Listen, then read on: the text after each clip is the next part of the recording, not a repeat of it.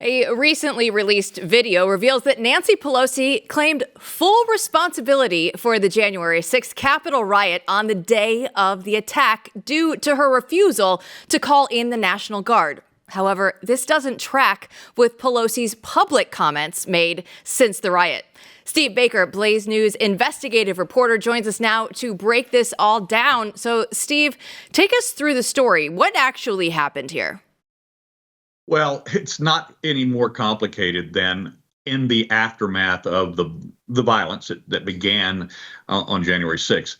Nancy Pelosi is being filmed on location for a documentary. Now, some people try to create a conspiracy theory out of that, but January 6th is a significant constitutional day. It was a significant day of our the processes of our republic, and so her daughter was there filming a documentary, and there's nothing nefarious about that whatsoever. But in the process of what happened that day, they caught some pretty interesting details of the mindset of Nancy Pelosi, if we can call her process a mindset at all, because she did contradict herself. At one point, she tried to take the blame for not having the National Guard out there. And then she immediately turned on a dime and then started blaming former Capitol Police Chief Stephen Sund for not having the National Guard there. We know that 3 days in advance of January 6th, Sund specifically asked for permission to do that. Now, this is a very interesting part of what he was up against at the time. And I think some of these laws and some of these rules have changed, but there was literally an impossibility for the chief of police at the time to order or approve the National Guard. He had to go through the sergeants at arms. That would be the House Sergeant of Arms, Paul Irving under Nancy Pelosi, and Michael Stenger on the Senate side.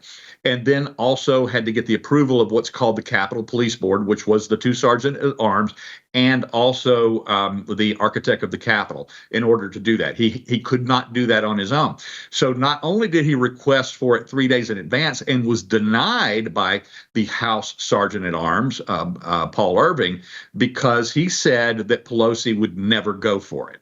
Now, we know a little bit more about that through our investigations in Blaze News, which we're going to be revealing soon, is that on the day itself, the reason why it took so long for that deployment is because this was actually sent all the way up to the DOD, the Pentagon. We are aware of, and we have testimony from someone that is going to go on the record with us and tell us what happened on a teleconference call inside the Pentagon at 2 o'clock that day, where the actual phrase was hatched: "We don't like the optics," meaning we don't like the optics of the National Guard being at the Capitol.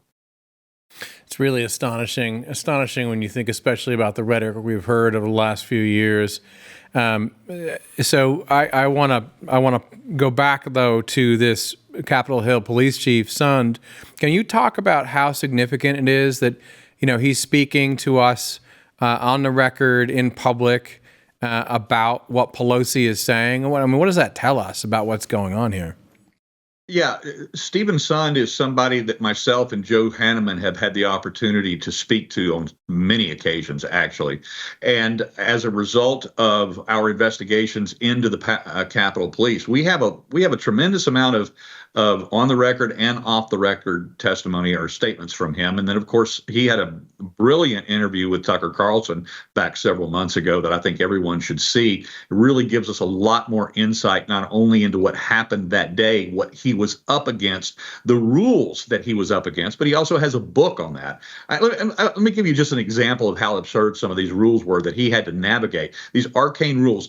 If for instance, the House Sergeant at Arms, Paul Irving at the time, had given him permission, but it was denied by the Senate Sergeant of Arms, the National Guard can only defend one half of the Capitol. And I'm not kidding. He elucidates that and goes into great description about that in his book and some of the other arcane rules that he had to navigate when he should have had the authority to just call out all the protective sources and forces rather that he needed. And so as a result, while he was waiting on the National Guard, he was calling the Virginia State Police, the Maryland State Police. He was going all the way to Pennsylvania. He was calling in other law enforcement. He ended up building a coalition of I think it was near 1,500 other law enforcement officers from different agencies in the region to come in. And they actually had the Capitol secure before the National Guard ever arrived.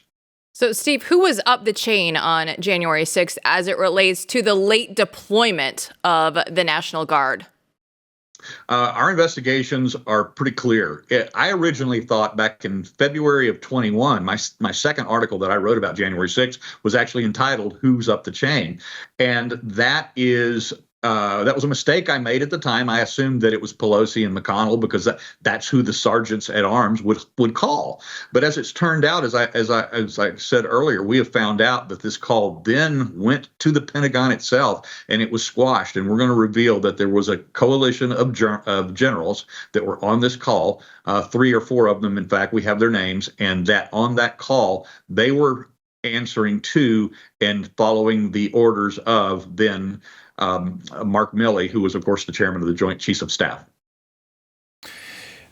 Great work, Steve. I think you and Joe Hanneman are doing a great job. Capitol Police Chief Fires Back is the name of the article, and you can find it at theblaze.com. But before we say goodbye to Steve, we have to ask where you're at this week. As always, I always want to know when people are Where in the world? Roaming abroad, not only where in the world, but are we getting our money's worth? And I know we usually do. So tell people where you are and what you're up to. I'm in Minneapolis right now. I was in Chicago last Friday when I was on Blaze News Tonight, but I am in Minneapolis at this time, and we are working on a story right now as it relates to basically what is the fall, the destruction of a great American city. I actually lived here 30 years ago, and I am appalled at what has happened to this city post George Floyd, post COVID. And we're actually working with and getting testimony from several prominent businesses and business owners here in the city talking about the depletion and the eradication of billions of dollars of cash flow and resources that used to come into this town. And of course, there's also the underlying element of the fact that now fully 1/3 of the population of this city are Muslims, and 100,000 Somalis here in this city. So it's a very interesting story that we will be bringing out very soon through the Blaze. Steve, are you happy, healthy, no thoughts of harming yourself? You said a lot there in that interview, so I want to give you an opportunity here to just make sure that you're feeling okay. This show right here is one of my dead man switches. So there you thanks go. for having me on and allowing me to keep getting this information out. There it is. Steve Baker, always with the latest and greatest. Thanks so much for your time. Thanks, Jill.